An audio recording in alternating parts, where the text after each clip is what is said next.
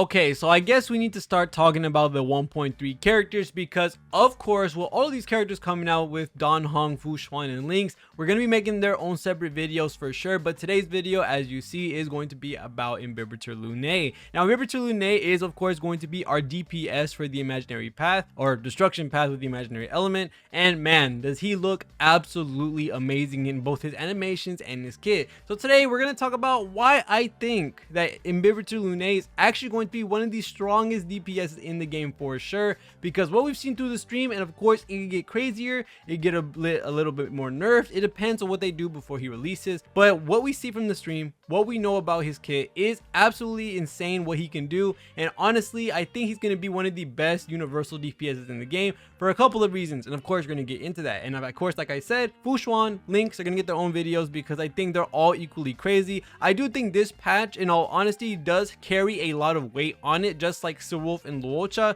with how crazy those impacted the meta, with how crazy they are to a bunch of different teams. I do think Imbibitor Lunae, Fu Xuan, and Lynx, all three of them together, shows around the same amount of value potentially. I'm not 1000% sure. Of course, we still need to make sure we test them out thoroughly, every single one of them, but I do think what we've seen so far through the stream, through their kits, all look very promising. Now, of course, let's go ahead and start looking at what we know from the stream. Of course, Dan Heng's, I guess you could say, kit, or the way he works, is going to be very skill point heavy, but we'll get into that in a quick second. For, of course, his basic attack, it's a normal basic attack. There's nothing really different. The only person that has something different with their basic attack is Wolf, so we'll see one day we'll get something different from that. But the skill is going to be enhancing the basic attack, and that skill can be popped 3 different times in one turn, and that skill is going to waste skill point, skill point, skill point, each one giving different buffs depending on how much you use. Now, using 3 skill points, yeah, that's definitely a lot of skill points for Imbibitor Lunae to be using, especially when this game is a lot about being, you know, skill point efficient, being able to have enough resources to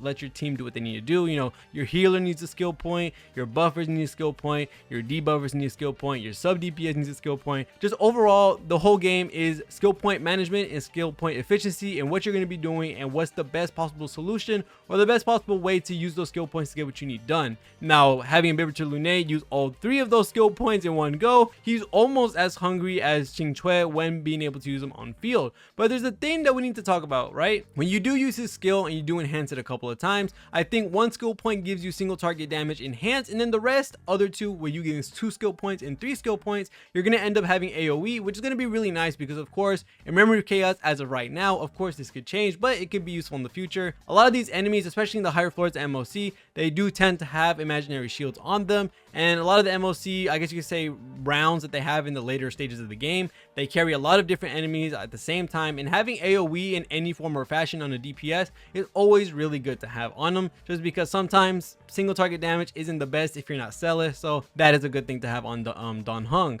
Now, the thing about I want to talk about when it comes to Dan Heng and why I think he's by far going to be one of the better DPSs in the game for sure is because of his ultimate. Now, his ultimate is going to be hitting single target with adjacent as well. Again, another form of AoE for Dan Heng, which I just think AoE is such a strong attack type when it comes to this game, just because there's so many mobs in this game, especially for different rounds and also for the different floors of Memory of Chaos, that I do think that single target damage kind of lacks luster when you're not selling, when you're not getting extra turns when you're killing them with your single target damage. I do think AoE is the name of the game because you get the higher chance of break effect on a lot of these different characters. You have a chance of defeating multiple targets at once. I just think that's very strong, and that's why I think Kafka is so good, because she hits all enemies no matter what. But of course, for Dan Heng's case, it's just going to be adjacent targets, which is not that bad, to be honest, to have it on both the skill and also the ultimate technically. But the thing about his ultimate that I think is the most busted thing in the world, and the reason why I think he's probably going to be one of the best DPS in the game, just because, as I said before, skill point efficiency is definitely by far one of the most important traits and one of the most important factors in these battles when it comes to the harder forms of content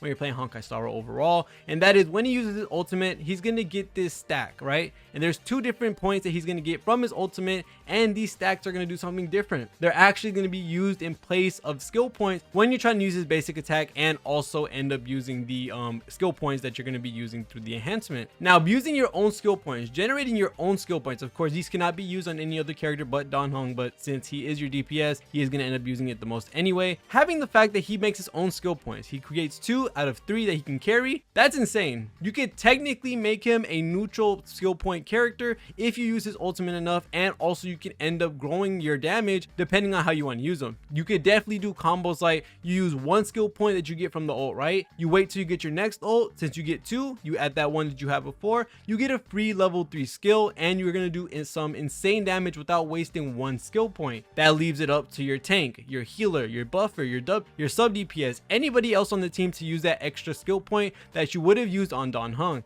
Now, adding more craziness to it, imagine if you had Luocha with Dan Heng. You're gonna have a team that's infinitely regenerating skill points and having too much to the point where you're instantly gonna be able to keep on doing level 3 skills for Dan Heng. Not only are you gonna be able to use your skill points that you get from your ultimate, being able to stack it up if you use it the right way, have it to where you use only 1 skill point for 1 turn, then you can use your free 3, use your ultimate, you have Luocha regenerating skill points, use a level 3 again. You're just doing insane damage, and seeing that happen, holy crap, that is a lot. And not only that, we also got a little bit of a tease with his talent, which is going to be, depending on which skill you use, you are going to be doing more hits with it. And I think it's every time you hit a character with the same move, during that skill or during that basic attack is not stacking, you're going to be doing more damage depending on what you do. So if you end up using 2 skill points, you're going to do more damage than if you did 1, of course, but it's going to be extra multipliers on top of it. And you really want to hit that level 3 because you're going to end up getting more hits from that level 3, and it's going to do more damage than if you were to like do multiple level 1s or multiple level 2s on your normal attack. I just think the fact that he's able to